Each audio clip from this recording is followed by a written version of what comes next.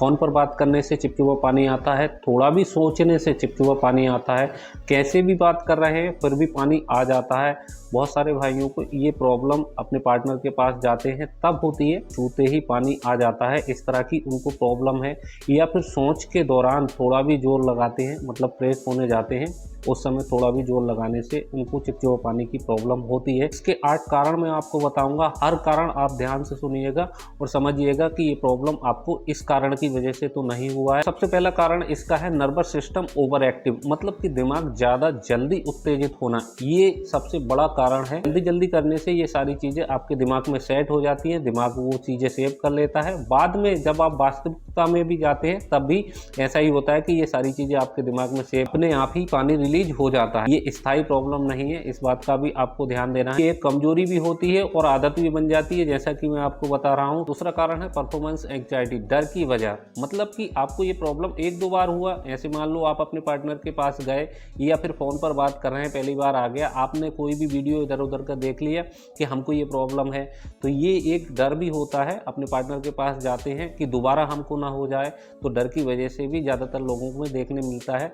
दरअसल प्रॉब्लम का वही है जो कि आपको मैं बताया कि प्रॉब्लम है क्या, कि बार बार आपको हो रहा है, हर बार हो रहा है, इसे होने से आपके शरीर में दिक्कत है, वीकनेस, कमजोरी, इस तरह की प्रॉब्लम है, तब आपको ये प्रॉब्लम है। बाकी ये प्रॉब्लम नहीं हो सकता। बहुत सारे भाई अपने दिमाग में ये चीज़ें बैठा चुके हैं। बात करते हैं तीसरे कारण के बारे में, प्रोस्टेट ग्लैंड की समस्या है। ये प्रॉब्लम कॉमन है, कभी कभार हो जाता है, ऐसा नहीं कि ये प्रॉब्लम भी आपको परमानेंट हो गया, मतलब हमेशा के लिए हो गया, कभी कभार हो जाता है। इसमें ऐसा होता है थोड़ा भी जोर लगाने पे, मतलब फ्रेश होने जाते हैं, थोड़ा भी जोर लगाया, आपका प्रोस्टेट ग्लैंड दबा, उससे जो है तरल निकला बाहर, आपने सोचा चिपचिपा पानी आ गया। जैसा कि मैं आपको बताया कि हर किसी के साथ चिपचिपा पानी नहीं आता है, प्रोस्टेट ग्लैंड से तरल भी आता है। हल्का फुल्का कमर में दर्द या फिर अंडकोश में भारीपन, इससे भी ऐसा होता है कि चिपचिपा पानी कभी कभार रिलीज हो जाता है, कभी कभार आ जाता है। इसके चौथे कारण के बारे में बात करेंगे। देखिए, बार बार हस्तमैथुन पहले कर रहे हैं या फिर अब कर रहे हैं, पहले किया है, इस तरह से आपने मास्टरबेशन किया है। देखिए, इसमें सारा सिस्टम, आपका नर्वस सिस्टम जो है ट्रिगर होता है अपने हाथों से ही, आपके दिमाग से ही। वीडियो में बताता हूं कि मास्टरबेशन अगर आप अभी भी करते हैं तो ये सारी चीज़ें धीरे धीरे करके बिल्कुल ही बंद कर दीजिए।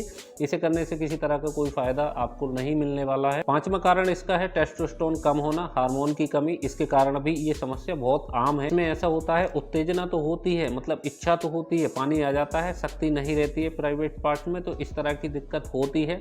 तो ये भी एक इसका बहुत बड़ा कारण है कि शरीर में टेस्टोस्टेरोन की कमी, इससे भी ये प्रॉब्लम होती है, ज्यादातर देखने को मिलती है। इसका छठा कारण पेल्विक फ्लोर मसल्स कमजोर, मसल्स कमजोर होने के कारण भी ये प्रॉब्लम होती है। ये वो मांसपेशी होती है जो पेशाब को रोकती है, वीर्य को कंट्रोल करती है, इसमें कमजोरी होने के कारण भी ये आपको चिपचिपा पानी का प्रॉब्लम हो जाता है, चिपचिपा पानी आने लगता है। सातवां कारण है पेट में गैस, कब्ज, एसिडिटी। जैसा कि मैं आपको बताता रहता हूँ कि पेट में गैस, कब्ज, एसिडिटी नहीं बननी चाहिए। अगर आपको ये प्रॉब्लम है, इससे भी प्रोस्टेट दबता है, बार बार फ्रेश होने जाते हैं, प्रोस्टेट दबता है, तरल बाहर आता है, तो इससे भी ये प्रॉब्लम होती है। पेट में गैस, कब्ज, एसिडिटी आपको है तो इसको आप बिल्कुल भी मरने ना दें, कोई ना कोई जरूर उपाय करें। आठवां कारण है मूत्र नली का संक्रमण। ये दरअसल उन लोगों के साथ होता है, आपने देखा होगा, या फिर बहुत सारे भाइयों को ये प्रॉब्लम है, उनके पेशाब में बदबू आता है या फिर चिपचिपा पानी में बदबू आता है, तो वो इन्फेक्शन हो जाता है। बहुत ही कम देखने को मिलता है ऐसा, तो इससे भी ये प्रॉब्लम होती है। मैं एक बहुत जरूरी बात करेंगे, आपको ये चिपचिपा पानी का प्रॉब्लम है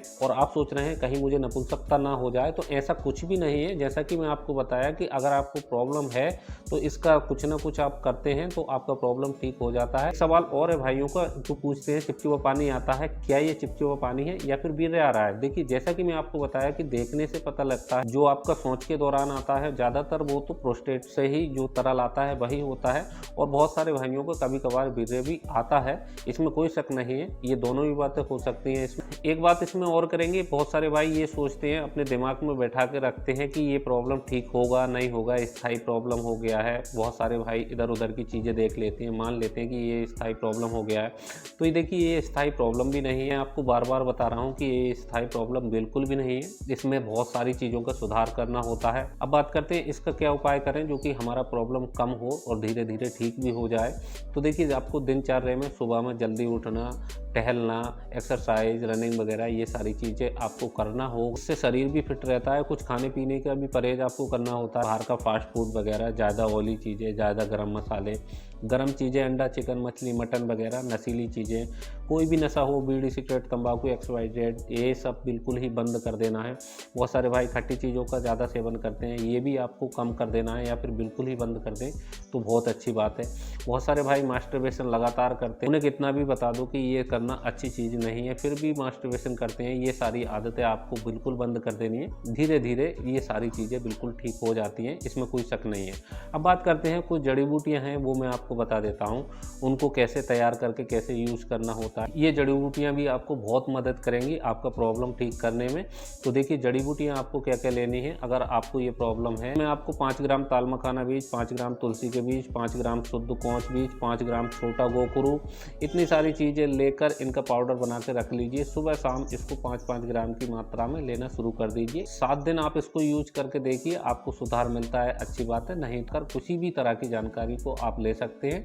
तो ये रही मेरी तरफ से कुछ जानकारी। वीडियो देखने के लिए धन्यवाद। Thank you for watching.